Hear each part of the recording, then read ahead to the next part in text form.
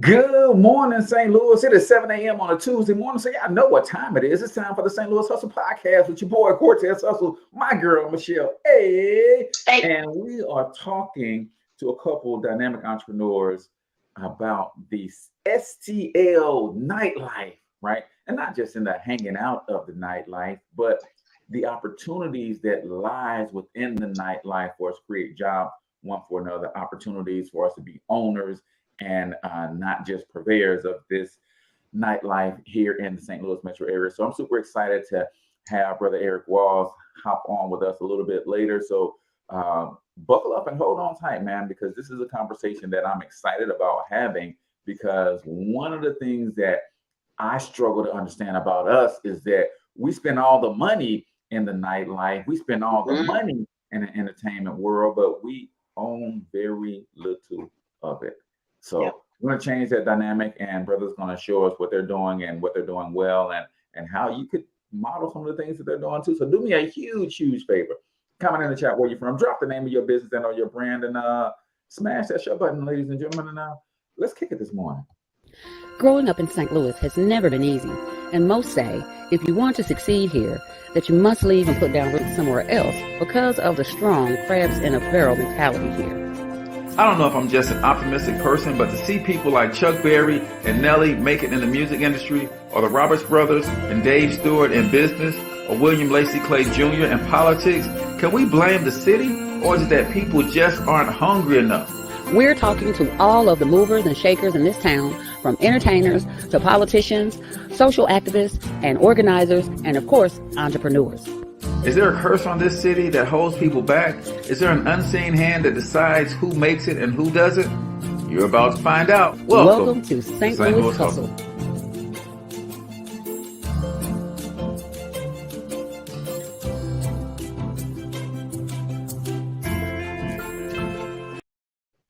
All right, ladies and gentlemen, welcome to the St. Louis Hustle Podcast. I'm your host, CORTEZ Hustle. That's my girl, Michelle. Hey. And we are coming to you live and direct from the Black Biz Success Mastermind studios right here in St. Louis, Missouri. If you're not familiar with the Black Biz Success Mastermind, it is what it says it is. It's a mastermind for Black entrepreneurs who want to grow and scale their business. We literally provide hundreds of dollars of free tools, tips, training, resources for Black entrepreneurs to either start a business, grow an existing business, or if you just love to network and connect with Black entrepreneurs, then text the keyword mastermind to 314-866-4053 to get your special invitation. Again, text mastermind to 314-866-4053, and we will get you in, and you will be amazed at all that we give for free. Ladies and gentlemen, it's 100% free to help you grow your business, because we're on a mission over here to help Black people become the #1 employers of Black people in the next 2 generations. So we got to help you with your business, and that's what it's all about. Chalet! Woo! Man, my weekend was great. Super excited. So much going on in my life in St. Louis and in the world, right? So much going on, and so I don't even know where to start.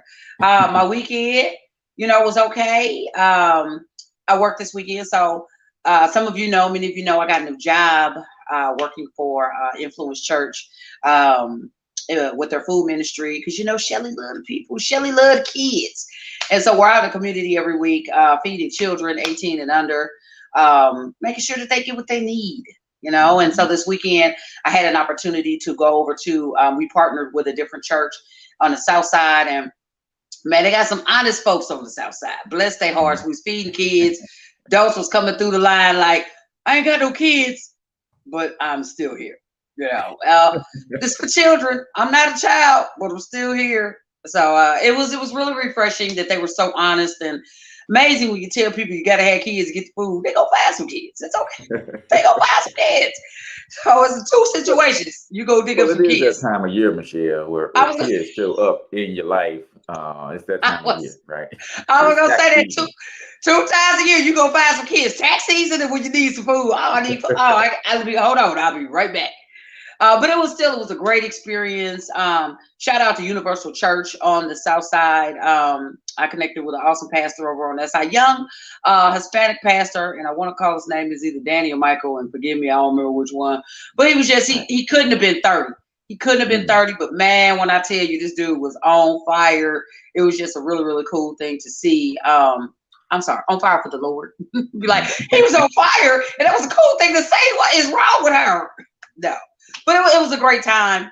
It was a great time. So yeah, that's what made my weekend. When I can get in the community and just be with the people, that is everything for me. So and then I didn't want to stay on this too much, but some people got into it with some other people over in Russia in the Ukraine area, and just gosh, another war. And it's just kind of like, I feel like this about the war. I feel like Russia been waiting. You know what I'm saying? Russia is, if you associate it to like being on the playground, Russia's that kid, is the hater. They see everybody chilling, but they just ready to kick up some dust. But they gotta pick the right opponent. They'll fool with us a little bit, but not all the way, right? So they went and picked on a lesser opponent. Oh, we're gonna go over here and pick this fight. And just like the country that we are, the United States, we stepped up like the big brother or the big cousin on the playground. It's like, I know I ain't in this, but you ain't gonna pick on my little cousin right there. You're not gonna do that because I'm finna go get my other cousins and we finna get on your head. Right. And it's kind of the state that we're in. So just a lot of perplexing thoughts about that this weekend, but all in all was good. You know, all in all was good. What about you? Out to everybody. Absolutely. Expected. You know, it's war is never good, man. No, absolutely not. Unless you make warships, then war is good. That's a whole other conversation for a different time. My weekend was good, man. I was in Kansas City, got to see my son play. They had senior day. Now, my son is not a senior, but one of the best players on the team is a senior. And they played one of the top teams in their conference. Awesome. And they won. They were not expecting. They broke a 8-game losing streak against one of the top teams in the conference. Nice. And they were not expected to do that. And that player who is a senior, their top guy, he ended up scoring 30 points, which was an amazing. They went into halftime down 13 points. And really? He refused to lose on his home court, his last home game of his season. Cool.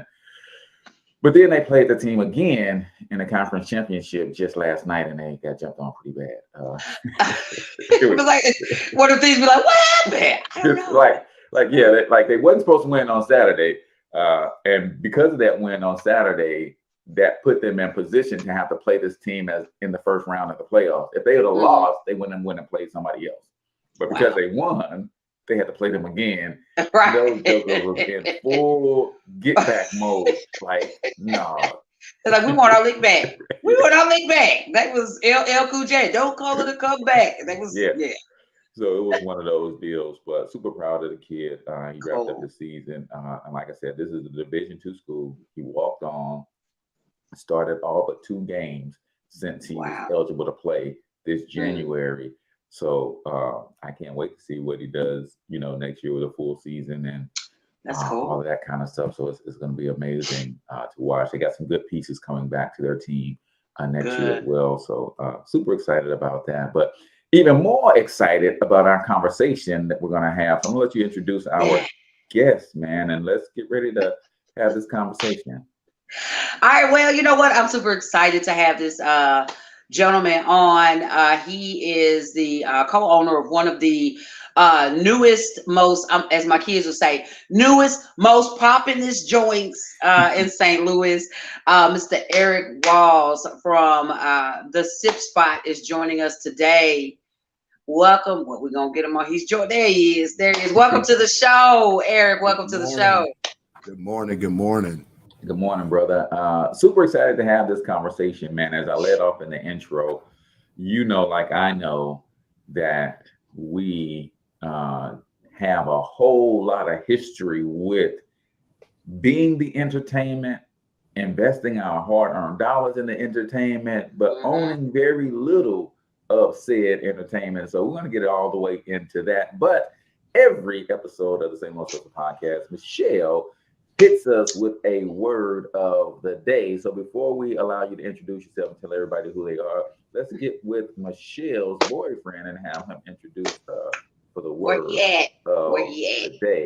So where he at? And now the Michelle I.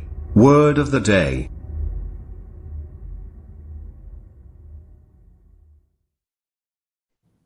Thank you, Aussie. I had to get my boyfriend from down under. Okay. So the word of the day, I'm so excited, right? So you guys, you hung in there with me. The last month, I covered a different topic. We talked about strongholds, how to identify them, how to break them, etc. I follow my online mentor and pastor Darius Daniels. We switched up the conversation, and even though we're not quite in February anymore, we're gonna talk about love. And I'm so over the moon and excited for this next month to kind of just share a little bits and pieces of what I'm learning with you guys, because I think it's such good stuff. So what is love, right? In order to discover what love is, you got to talk about sometimes what love is not, right? Sometimes we get it twisted. We confuse love with like. We confuse love with lust. We confuse love with a whole lot of things, right? So I'm going to start us off real easy. I'm going to just give you some different types of loves. Okay, there's a brotherly love, which in the Bible is related to phileo love, is what that is. Philadelphia, phileo, get it? I know it. I learned something. Okay, so brotherly love. Then we have storge love, which is like a family love from your mom to your pops, or from your mom and pops to your children, or sibling love. Then there's eros love. That's the erotic love. Ugh. I ain't gonna touch that, but that's husband, wife, girlfriend, boyfriend. That's nasty. Stop it. And then lastly, there's agape love. That's that God kind of love. Now, what I did learn is that regardless of what kind of love you may be in, because agape love it's the way that God loves us. It's unconditional. Agape love it's the kind of love that should be underlying, whether it is brotherly love, sibling love, or romantic love. That agape love should really kind of be the foundation for any kind of love that you have. So give that some thought. If you are romantically in love with someone, it should be unconditional. Your siblings, if you love your siblings, it should be unconditional. So just think about that throughout your day and challenge yourself. What kind of love are you in? And do you have agape love running underneath? If you get mad at folks for the things that they do, and you turn your love on and off, you might not be in the kind of love that you think you're in. So think about it. I'll be back at you next week with some more information about love, because we're gonna get this thing together. We're gonna figure out how to love somebody in St. Louis. So I'm Michelle A, and that's your Michelle A word of the day, people. That is. Boom. That is the word of the day.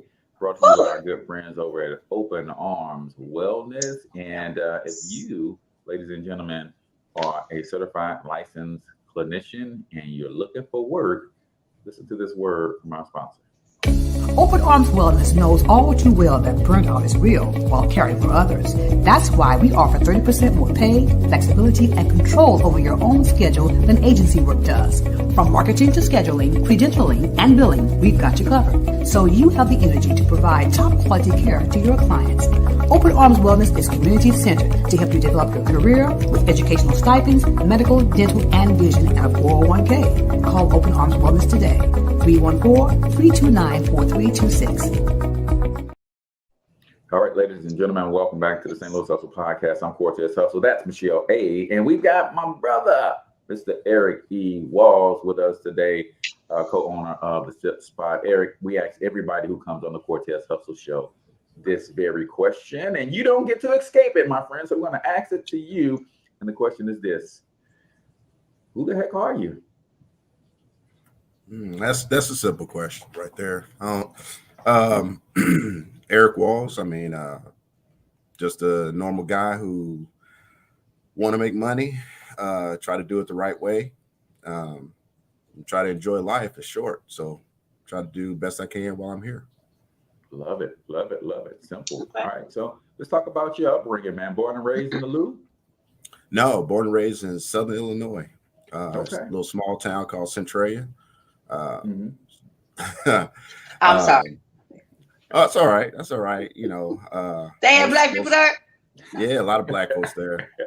Ooh, yeah, okay. A lot of black folks. And I love Illinois. I know I'm a diehard Cub fan. I will admit it. And I'm a diehard Bulls, Bears, everything. Yeah. Oh, Lord. I didn't know we were sleeping with the enemy. I'm so sorry. Oh, Lord. Yes, Michelle, we're going to have a talk after this. Dang it. So, yeah. Cool. So in your coming up, you know, we like to really get the origin story of our guests. So Centralia, what was like for young Eric? You know, let's go elementary, then middle, then high school. Oh boy. All right. So let's see. I was quiet kid, shy, very shy actually. Growing up, that was back when you know, I'll be sure was the color to be. So, so being dark skinned, you know, I didn't get a lot of play with, you know, everything. So it was I'm not saying it was hard, but, you know, it was me growing up. You know, I was an athlete as well. I was always active, wanting to, you know, always playing sports and everything like that. And that got me out of my shell a little bit more, playing sports. I mean, I would literally stand and want to play the sport and sit on the sideline and just stare because I was too afraid to say next, you know, I was on the playground, stuff like that. But what I did learn is to learn how to just get outside of myself and just being able to speak and talk up and say a lot of different things for myself. By the time I got to high school, I tell anybody who will listen that I didn't hit my peak until like my junior year when, you know, I started growing a little bit, starting to fill out a little bit, and whatnot. Wesley Snipes was on the scene.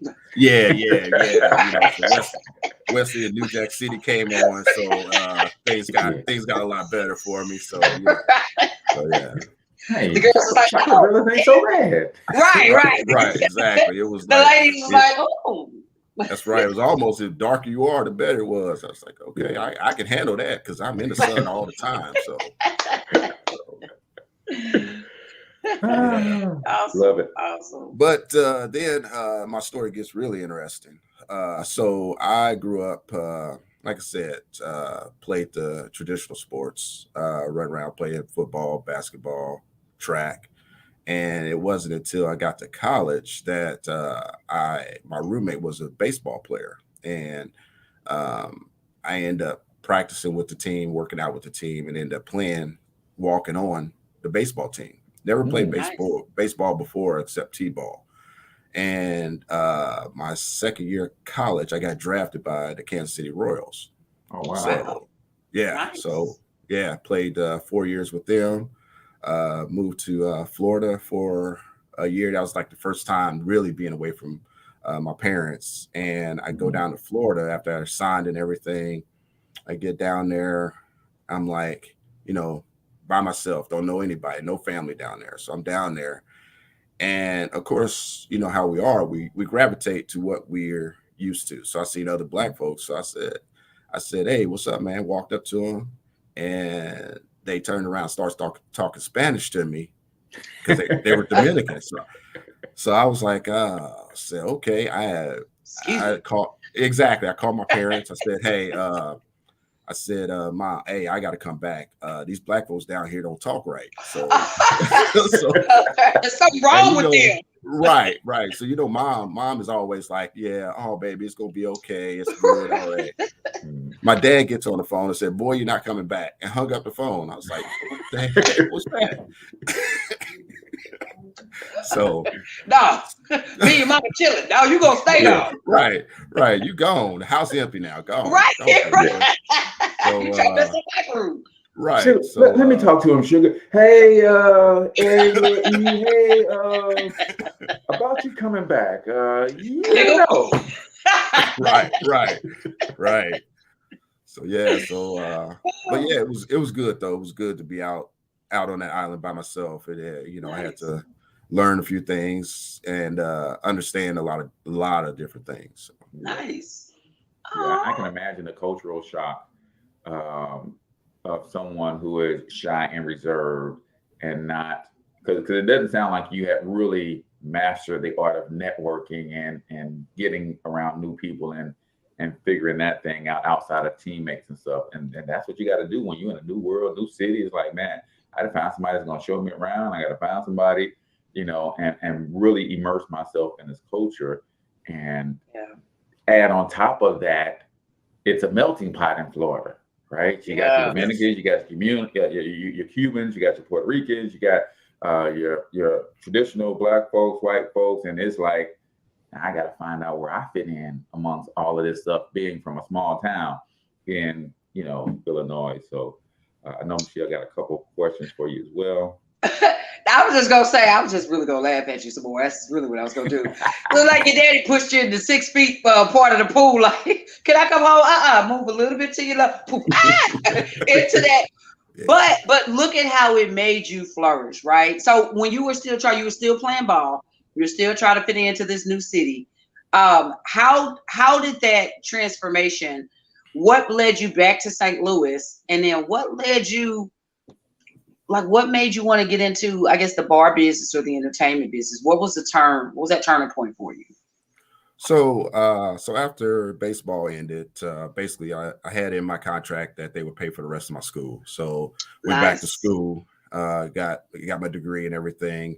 And then job opportunities brought me to St. Louis because I did.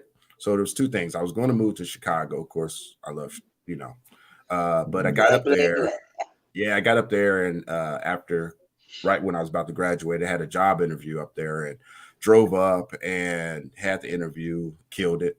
And when I was leaving, I got stuck in traffic and they called me while I was on the road. And I was like, well, I said, is traffic like this all the time up here? And it was like, well, yeah, you can take the train in, you can do this and that. And I was like, yeah, I can't do this. And I turned that job down. So when I got back, I got another job opportunity down in the St. Louis area. So I ended up taking a job down here. I had a brother down here in this area at that point in time. So I was like, okay, it kind of makes sense just to be in the area. So I came down here and then St. Louis to me is one of those places that either you got to let it grow on you. You can't just walk in and say, hey, I love this city. You got to get in and understand the culture and everything else. Cause I didn't understand why does everybody ask me what high school I went to. What college? I mean, I could give you. That is the St. Louis. What high school and what church? I'm from Los Angeles. So when I moved here, I was just entering high school, but it was a thing after I graduated. That's what people want to know. And I'm like, okay. Yeah, we have to grow. Because that's the easiest way to trace your roots because we all got people at these different schools.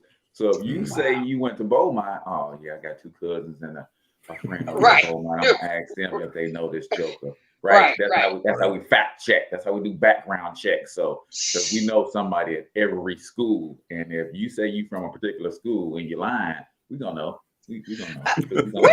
You know what? I'm from the county. He from a different place. I ain't fact checking nothing. You say you from Beaumont, don't lay your purse down, don't leave your wallet open. Check. Hey, that you gotta watch. Keep one eye open. But I'm from the county. But you sound like you kind of like me, man, when it comes to decision making. I moved from St. Louis to Mississippi on a similar situation because like I just be looking for signs. Like you said you was in traffic and you're like, nah, I ain't gonna do this. Well, I just had to move to Mississippi based on whether OJ was guilty or not. So, hey, if he's not guilty, I'm going. If he's guilty, that means I must be meant to stay here. And Johnny Cotton said, if the glove don't fit, you must have quit.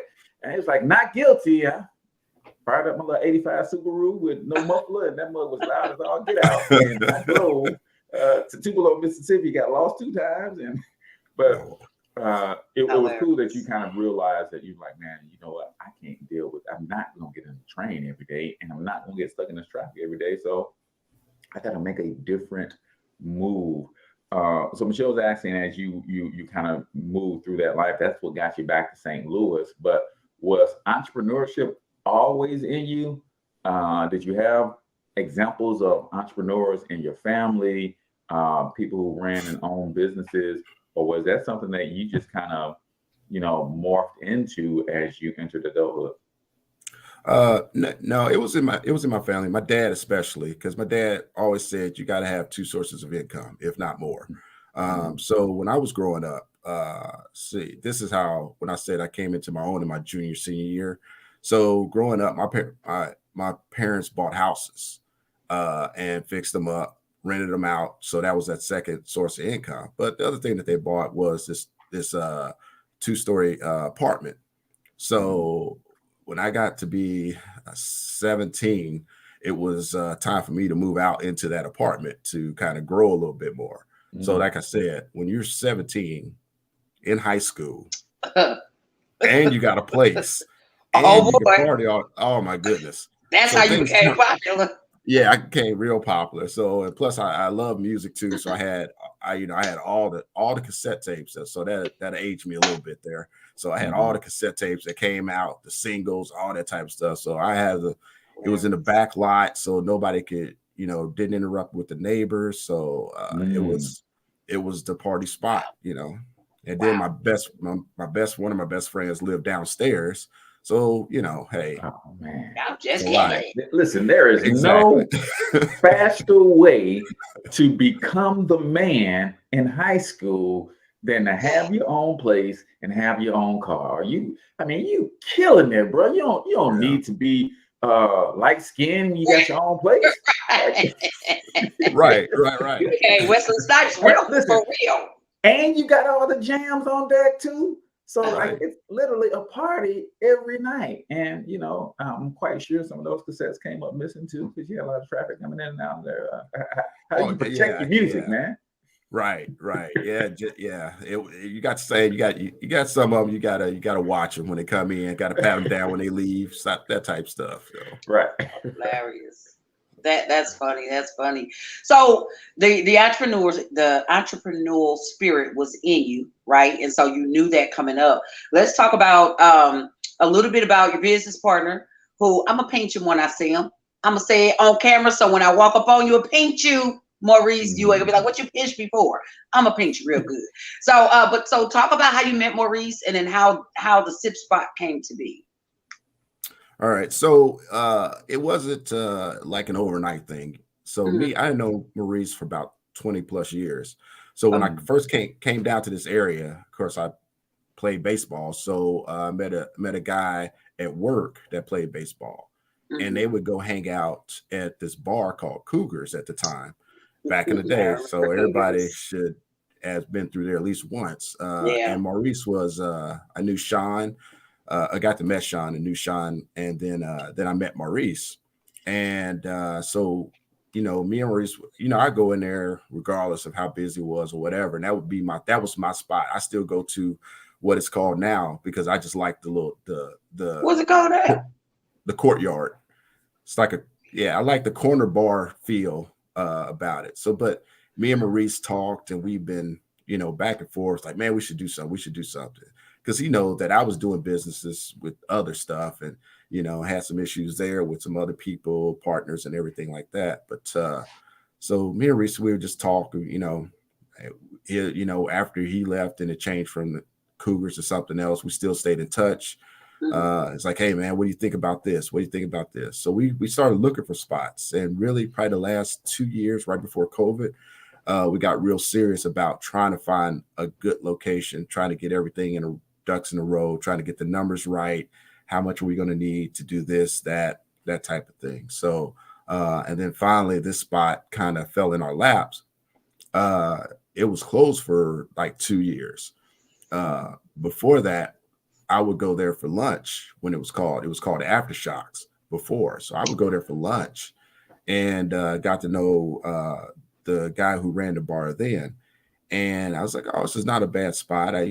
But he closed at 8:00. And I'm like, wow, okay. You can't really have a happy hour. You can't, by the time you start to enjoy yourself. For nightlife. It's time to go. Like, I kind of feel like he ran his business like my life is running now. Like I'm literally out of gas at 7:00. My wife and I are in bed at about 8:00. We're getting old. So was he an older guy? How do you close a after hour spot at 8:00 p.m.? Yeah. So, and that was the whole right. thing. And I was like, man, how do you make money here? But this guy, he has another bar out in Wentzville, stuff like that. So he, and after talking to him, and I understand why he closed it, and everything. And I was like, well, he's like, well, I said, what are you going to do with the place? You're just going to leave it closed? He's like, what, do you want to buy it? Just threw it out there like that. And I was like, hold on for a second. Let me call Reese. Let's see if this is something that we can make work. And I said, and I got back with him. I was like, well, can you meet us there and show us the place and everything? I'm gonna show my business partner. And he was like, oh yeah, I could be down there today if y'all ready.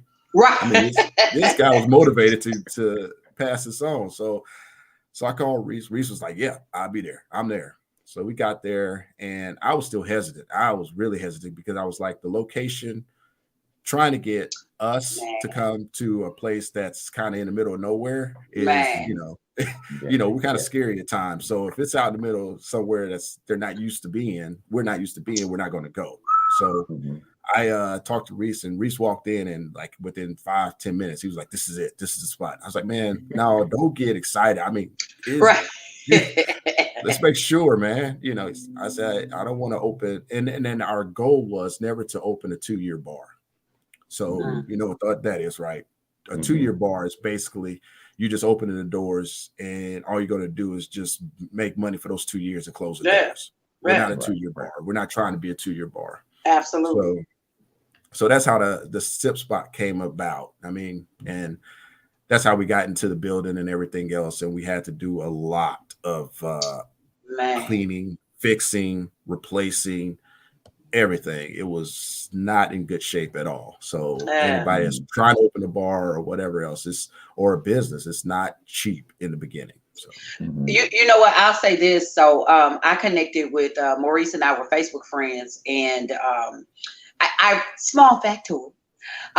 When I was doing secular comedy, I used to do. There was a guy that he's in Atlanta now, but J. Lee Thomas, he was doing a comedy show weekly at Cougars, and I had a show weekly at the old T. Billy Buffett's. And J. Lee had gotten into a really, really bad car accident, and this is early 2000s, and that's how I came to know Maurice and Sip Spot and all of that, because when J. Lee was in this accident, he asked me to take over his show. Back then, that was the thing to do. I don't know if comedians do it so much now, but that was the thing to do. You need your own room. And J. Lee was a good friend of mine, and he was like, man, can you just run my room? I don't want anybody to come and take it. I trust you. And so I took over running 2 shows at that time, and I ran his room for about 6 weeks. And that's how I kind of got familiar and just really, I guess, to know some of the Cougar staff, etc. So it's just from doing that show in there every week, and you got to know some of the Cougars, Michelle. They could have raised me. I don't know.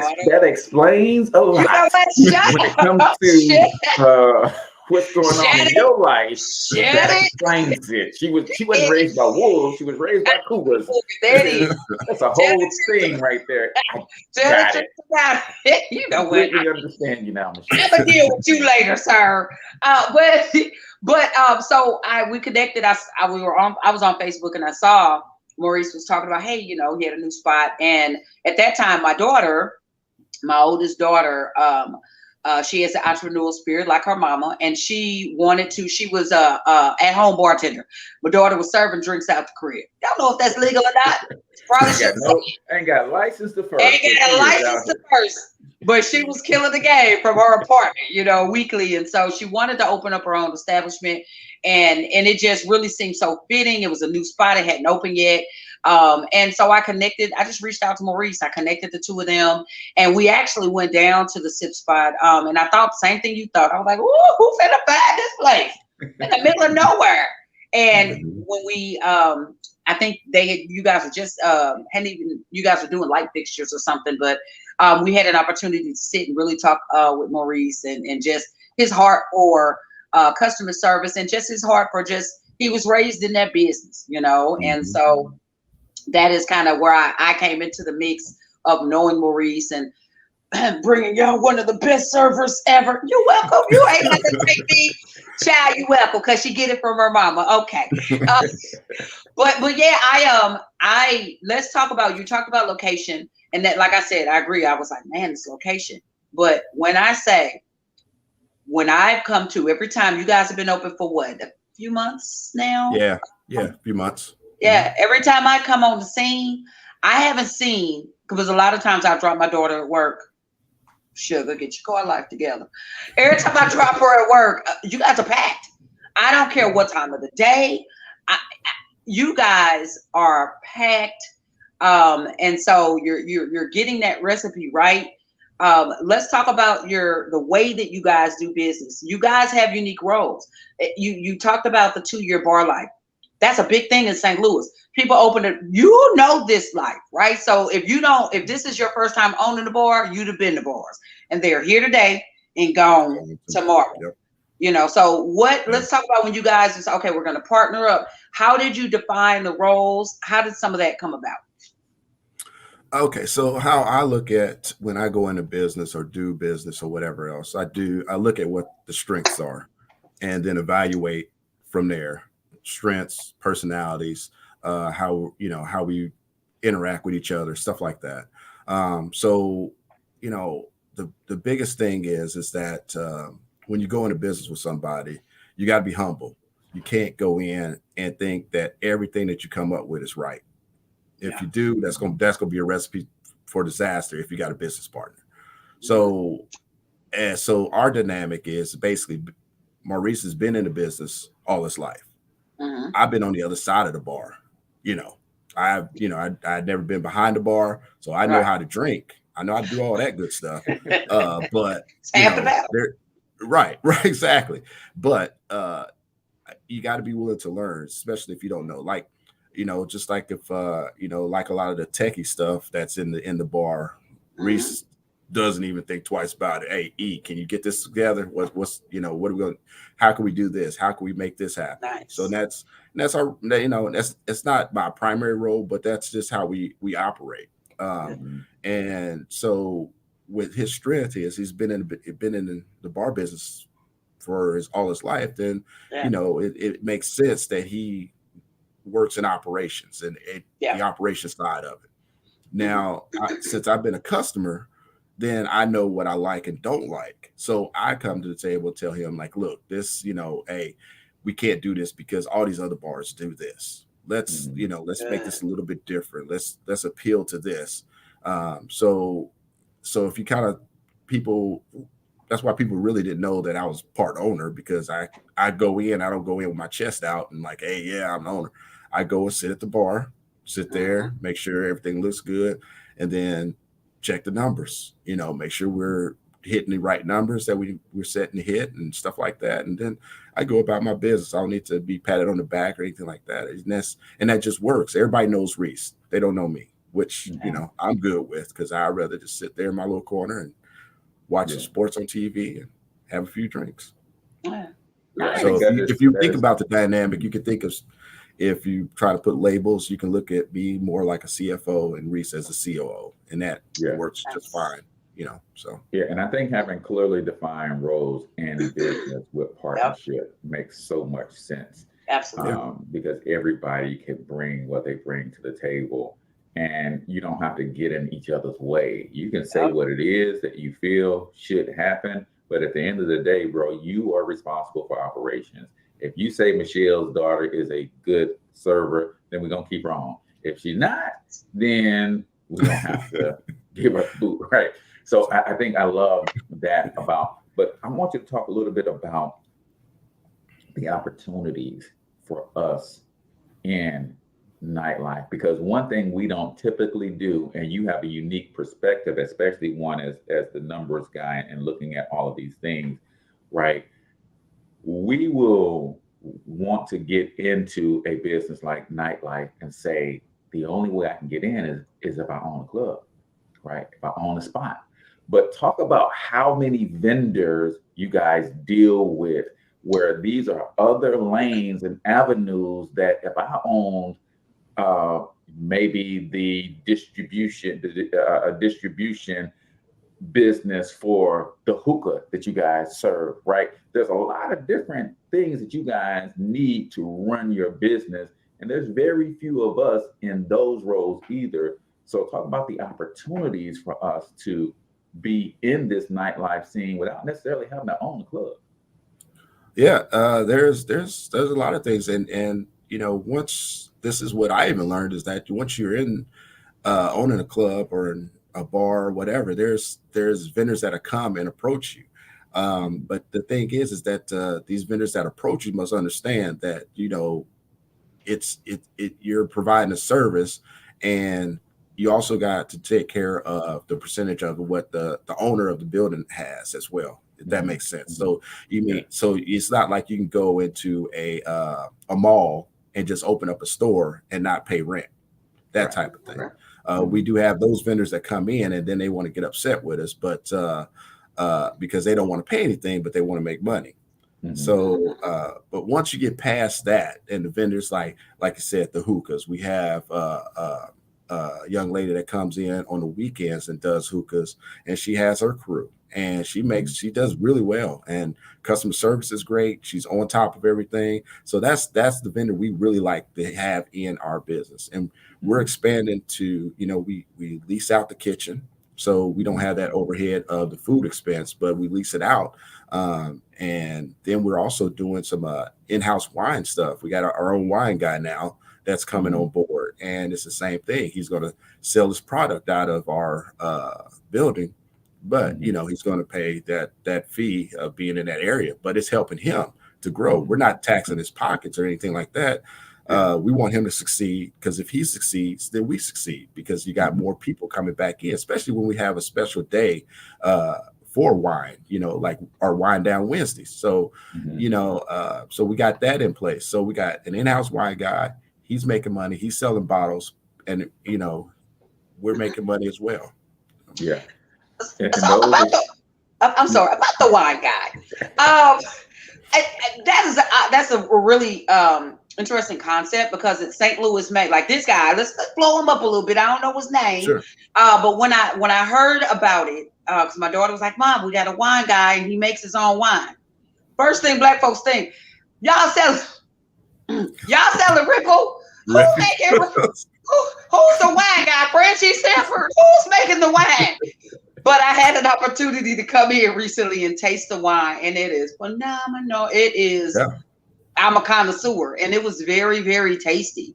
So kudos to you giving another black eye. I'm assuming the wine guy's black. He's black. Him and his uncle. Yep. Ooh, okay. Ooh, don't say the uncle. That do sound like Ripple. Damn. Okay. But hats off to you for giving the wine guy, him and his apprentice, an opportunity. Black-owned business. You don't see a lot of that in a business way. There's a lot of people that make their own liquor in the basement, but giving this opportunity to this gentleman to say, "Hey, put it in a bottle, slap a label on it. Let's be real," because you really are helping to possibly start another business. And I think that's big. I think so. Kudos to you guys for using those St. Louis black-owned vendors. That's big. Yeah, definitely. And that's that concept of crab in a barrel. We got to move beyond that. And the thing is, it's really important that we have to understand that if you're trying to get into a place or trying to get in to do more, don't be headstrong. Don't come in and be somewhat humble.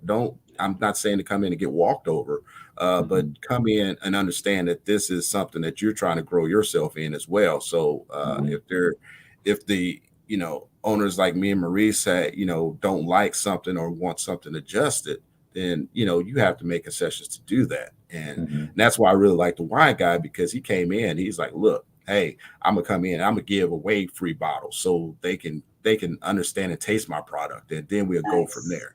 So he came in eager and wanting to do what he do. And now we got people that come in and be like, "Hey, do you have some more of this, that?" And, we're dealing with our distributors, and we have their wine. It's like, "Oh, okay, well, you know what? Give me a shot of Hennessy. You know, Right. What do you mean? It's Saturday and you don't got the wine guy wine in here on Saturday? Right. Oh man, give me some hand dog. Man. Right. Forget it. Right. Forget it. I don't even want no wine no more. Right. like on life. You know, ruin my taste buds, Lou. I don't even want no wine no more, man. Give me some Hennessy. Right. But that is so key that we don't understand the power in strategic partnership. Yes. Like this guy needs a storefront to be taken seriously as a wine guy. And you guys offer that. Yep. He pays to be in the spot. He's being exposed to your customers. He's bringing you guys new customers. And when he's not there, you guys have his wine to pour up by the glass. Like, we don't understand that. And this is how we build businesses that are sustainable, because now your lease overhead on your building gets reduced because you're offering that space to somebody. I know so many, even before COVID, Black-owned restaurants. I would go in and they got this big old space, but then they got the chairs up on the tables because you can't sit down in there because they don't have staff to staff it. But I'm like, you don't know nobody else in business that could pay you a couple $100 a month to utilize this space that you ain't using to help you cover your rent. And it's like, but we don't see those opportunities. I don't know if that's a lack of vision on the owner. So kudos to you guys for having that type of vision.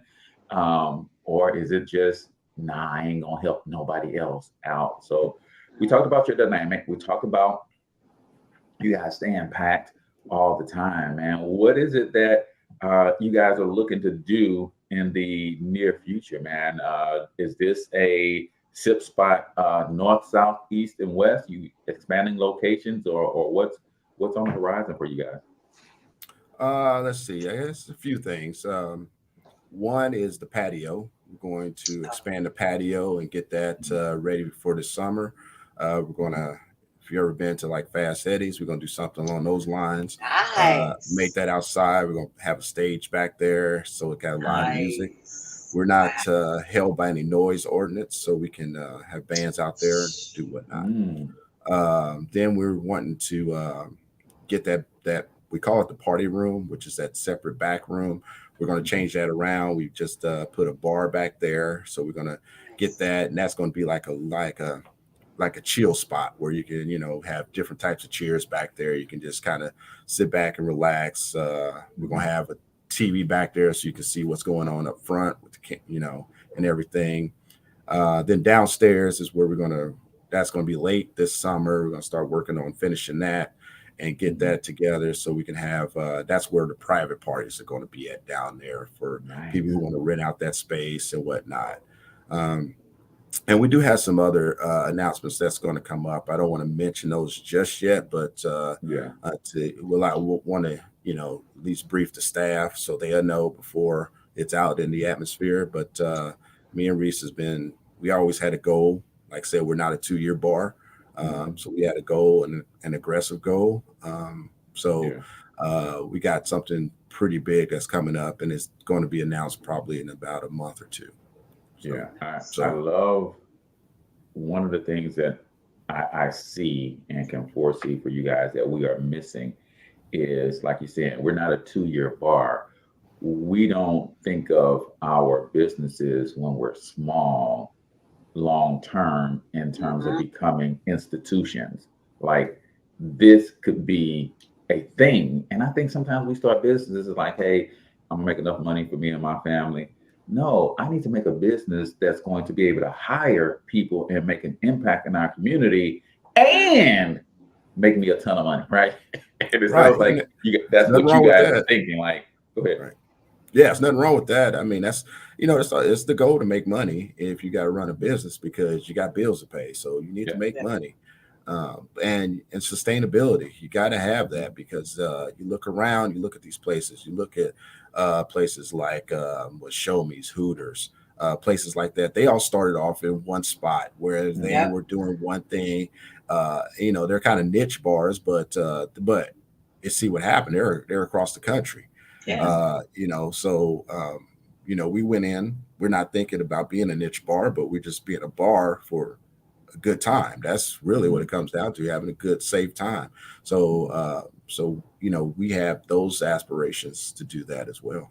Yeah, I love that. And that's what I mean by building institutions that says, no, this becomes I always think about Martin, right? When the Black Theater was about to close, right?